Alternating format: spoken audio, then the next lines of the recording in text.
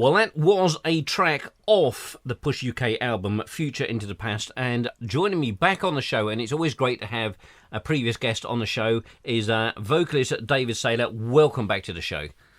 Hi, how are you, mate? Nice to speak to you again, Dan. It's great to have you back on the show, and I'll tell you what, straight away, well, you know what a fan of Push UK I am, and it's got to be said, it's an absolute joy to have this release come out. Simply from the point of view, there's obviously new recordings, and I've got to say, the unplugged version of Secret Lover is, without doubt, my favourite track on the album. It is fantastic. Well, that's great. I'm glad you like it. Yeah, we did re-record that one, and because, as you know, it was done for a bit of a promo clip for the album, for the new CD. Yeah, we're all really pleased with that, actually. It's always nice when you strip down a track and it still sounds good with just the basic acoustics and harmonies, you know. So yeah, we're in agreement with that. Well, those of you who are maybe unfamiliar with Push UK, simply from the point of view that, well, getting hold of your first album, I mean, that's as rare as hen's teeth anyway. Harking back to obviously when the band kicked off and the heady days when we had, obviously, FM was starting to rear its head, and obviously the missed band by like a sort of Virginia Woolf and Heartland. I mean, you guys have got that unique British AOR sound. Well, we kind of worked it quite a lot. I mean, as you know, we have quite a few different influences in the band, and that kind of created. I mean, I didn't particularly bring the British sound. I just come from America back in the '80s when I met the guys, so I was very much the AOR influence in the sound. You know, the melodies and so on. Yeah. And of course, Brett, Paul, and Rob and Nick, they'd come from different backgrounds. Obviously, the more heavier sound, but Brett was into keyboards and sequencers as well, and so there was quite a mixture there. And I think between all of us, we kind of slowly in the rehearsal room, over a period of a couple of years, really developed a kind of a sound that brought all that Brit feel to it, and the American melodic rock in there. So it was a joint effort, you know, a bit of a team effort. Well, I feel there's always the bands like Push UK and obviously the band I just mentioned, that the British sound that I refer to, because there always was a unique feel to all the albums that came out from these bands, something which the American AOR band just didn't have. But for some reason, it never, of course, equated across the other side of the pond as well as it did here. Well, I mean, a few bands kind of crossed over, as you know. I mean, but for example, I mean, bands like the Colts and these sort of British bands, they certainly, because they were more not so keyboard orientated. You know, they were more like Brit rock, if you like. I mean, but with us, because we kind of hooked onto the keyboards and sequencers and things early on. We became more like we were in the group with your Nick Kershaw's, then Jericho, you know, that kind of band where they had sequencers in there. Yeah. Simple Minds, and there was a bit of Go West influences. You know, that type of band. And then so we kind of identified with that, but keeping that American edge to some of the harmony work, and you know, so we combined all of that, and I think that's kind of what gave us that Push UK sound in the end, you know. It's interesting you mentioned Go West. I mean, as a band I've been a fan of for a long time. I think a heavily underrated band. I remember my wife saying she saw them play at Brunel University many, many years ago, and saw half the audience's jaw drop because they didn't realise how heavy they were live. Right.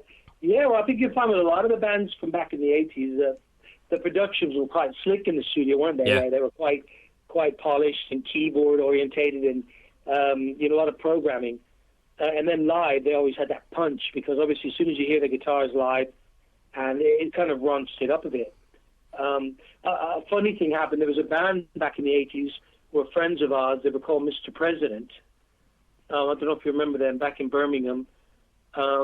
And they ended up getting signed to an American record label, and produced by the guy that produced what was the name? The lady that sung Straight Up. She was a choreographer as well. Oh, God, I tell you what, I'm the worst person who has to remember names. Yeah, God, I can't remember her name. But anyway, they had a bit of a bit of a deal and a production. Mm. And what happened with them is a good example of what you're talking about, the punchiness live and the guitars. They were quite a rocky band with a lot of sequencers, saxophone. And when they got the production, they took all the guitars out, and all the rock guitars were kind of stripped from it. And they just produced it as a keyboard program sound with very little guitar in it and hardly any saxophone. And that was the essence of their sound. And that was the same with us but what the difference was when we did our demos, we made sure that they were already punchy with loads of guitars in it. We kind of wanted it to sound as we would live, you know? Yeah. But it did happen a lot in the production. A lot of bands got stripped down to maybe a softer, more radio-friendly sort of mix, you know? Well, going back, obviously, to Future into the Past, I wanted to ask you, regarding, obviously, there's 4 new recordings on this album. Obviously, it's an 18-track album. Now, these are new recordings. Are these newly written songs, or were these songs that were never, ever put on, obviously, if we're going back to, obviously, Strange World? No, the new recordings, like I Believe You, is it All I Can Give, I think. No, which the other one? I gotta get my glasses. I can't read. Yeah, I got it here. Yeah, we got I Believe You. Where's the other one? You got Walls Keep Falling Down, obviously, So I Pray, and then obviously the last one is I Can Fly. That's right, yeah. Well, Walls Keep Falling Down, that was one that we never really used. It was recorded, basically demoed in the 80s, but it wasn't put on Strange World album. So that was put on there. I Believe You, again, that's another one that we had demoed back in the 80s, but never used it on the Strange World album. So those were redone to use for this new album as bonus tracks. And So I Pray and I Can Fly, these are 2 new songs that were recorded only a few years ago when we all got together as a band, and we started doing some more writing. But we found that we'd all progressed quite a lot musically, and we weren't quite in that AOR push UK sort of space that we were in the 80s mentally. Right. So the songs came out a bit harder, a little bit indie sounding, perhaps. So they weren't quite push UK. It wouldn't be like a follow-up to the Strange World sort of material. But because we managed to place one of those new songs with a movie, a movie that was used as a theme to the film Long Shot Louie in New York. So that's why we kind of brought that into this album as a bonus. And So I Pray, that was one of the tracks that we wrote on the latter. That also we really liked. I think the melody kind of is quite a melodic sound, although it was a bit harder, but it kind of fits on the album as well.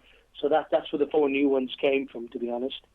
Well, obviously, I've mentioned, obviously, there is the superb unplugged version of Secret Lover. But obviously, you've got 2 demos on there as well. And I mean, you kind of forget when this sort of stuff came out. When you look at the date, 86, 87, Yeah. It doesn't really seem that long ago. And yet, of course, unfortunately, it is. Yeah, exactly. I mean, like you said, like the bonus demos that are on there, which are original demos, for example, of, like we said, Miracle of Love, that originally we had a saxophone on that, which was later substituted for a guitar solo. So we put that on there in its original format with the saxophone. And we put the original demo of Stand Up and Fight on here as well. Staying Alive was a demo that we did that we never used, that was never released, but it was recorded, obviously, so we put that on there. And the Secret Lover Unplugged version was the one, like I said to you, we took off that Unplugged session we did at Rich Beach Studios in Birmingham. So we put that on there. There was another version of Secret Lover which we haven't used, or I'm not sure we put it on here, which had a girl, I think it had a saxophone on it as well. Okay.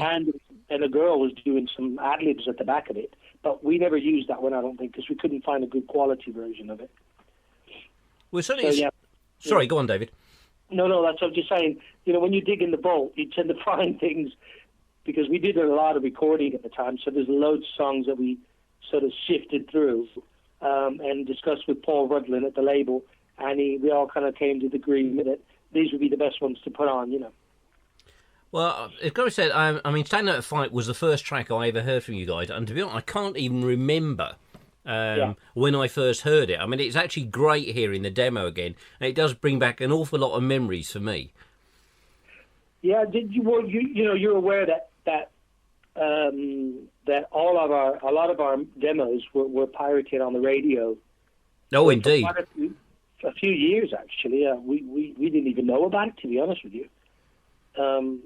They've been being played on the internet for a lot, and they created a bit of a little following of their own, which we knew nothing about until we had a phone call from Kelv, from AOR Boulevard, Kelv, and he said that he was looking for us, he wanted to talk to us about putting the album out, and we were shocked to find out that, when we looked into it, that there was a bit of a following in all our tracks, those demos, original demos, that were just demos, that's all they ever were all being played on the internet. So, that's how it all came about, and that's probably where you heard Stand Up and Fight for the first time, I'm guessing. Was that right? Quite possibly. I genuinely cannot remember when I first hit it. I just thought, that particular track grabbed me straight away, which obviously made me a fan of you guys ever since. I say it is just fantastic that this album's come out. I must point out to you, the gentle listener, that this is a limited edition. This album, there is only 500 versions. Now, if this goes anything like Strange World, you're going to have to grab it now. Otherwise, trust me, you're not going to get hold of a copy. Yeah, well, the idea was to do it as a bit of a little collector's thing, with it, which is that's why it's a limited edition. And I believe the sales are going really well, and I don't know what's left, but we're really pleased so far. I know there are copies left, but obviously just got to get in touch with the label, with Paul, and see what's going on there. But we're really pleased with the fans and people that like what we're doing have actually they've actually been interested in having this CD. So all in all, it's going quite well. Well, if I give out the web address for the label, it is www.aor, then it's BLVD Records, all one word that, .co.uk, and then obviously all the details for the albums over there. Now, while I've got you on the line, I'm going to now quiz you and ask you how things on the solo front, because obviously you're a very busy man and you have released a reasonable amount of stuff over the last couple of years.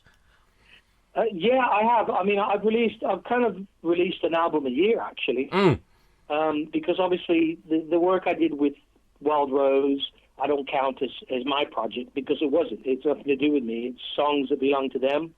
I was hired to sing them. Yeah. I really enjoyed it. They were very good songs, very good melodic AOR songs. I enjoyed the whole process, but they weren't my material. I personally have only released an album a year of my own work. And at the moment, I don't know what I'm doing next, because we're still discussing which way to go. So I don't have any idea yet for next year what I might be doing. I'm writing some songs with the bass player from Barón Rojo from Spain. Okay. Which is a project that's come in, which again, I'm being hired as a session singer, but I'm also co-writing on some of the songs. I don't know what's going to happen with that album, but that might be coming out sometime. I'll let you know when I know. At the moment, it's still in the final mixing and stages, and so we'll see. That's just another little project I'm doing. As you know, Wild Rose have had their original singer back now. Indeed. And he's doing the tour with them at the moment. Yeah, it'd be interesting to see where that direction goes. Whether that, I personally preferred you on vocals on Wild Rose to the original singer. I'm not going to say that, as you know, just because you're on the line, because you you know me well enough to know that. He has a different style. He's a different. It is a bit more what's the word? Gravelier, maybe. Yeah, slightly different style. I'm a bit more, probably a little more soul-y, perhaps, if that makes any sense. It does indeed. So we're different singers, and some people prefer him, and others like what I've done, and that's fair enough. I mean, like I said, everybody has their own opinion, their own taste, and as long as they like the songs and it works for them either way, then that's the ultimate goal, I guess, right? It is indeed. It's got to be said when obviously, and it's something it seems like only yesterday, but obviously we're going to go back a couple of years to obviously when you did that fantastic acoustic session with David Mark Pierce after Firefest. Yeah, right. Yeah, that was a bit of improv. It was a bit improv, and I'm the guilty man for dragging you in there. But it's got to be said, it went down an absolute storm, and I know people absolutely really, really enjoyed that. And maybe it's something that we can look at sorting something else out getting in the future, because I think it was enjoyed by an awful lot of people. Yeah, I'd love to do something like that again, actually, and if it was ever a possibility, and it would be great to maybe bring in a few of the guys at the Push, to do a couple, maybe just set up a few acoustic guitars and do a few tracks with some harmonies. That'd be great, It's something that we'd love to do. But again, we just have to take that if the opportunity arises and try and organise something. Well, we'll keep our fingers across that, and I'm sure by hook or by crook, and certainly if Paul and Kel are involved, we can certainly, no doubt, sort something out at some point. I hope, and if you can get, maybe Brett, even if he has to fly in, or one or two of the other guys, then it'll be fantastic. Yeah. Well, we're certainly open for anything like that. It could be really cool. We obviously enjoy playing the band together, but obviously personal work commitments have kept us quite busy. Of course. Everybody's busy doing what they're doing, and it's not always easy to get together because really now this is more leisure for us. It's not like a job. The other projects, everybody, they're treated as a job. They're 9 to 5. They have to take priority, of course. Of course.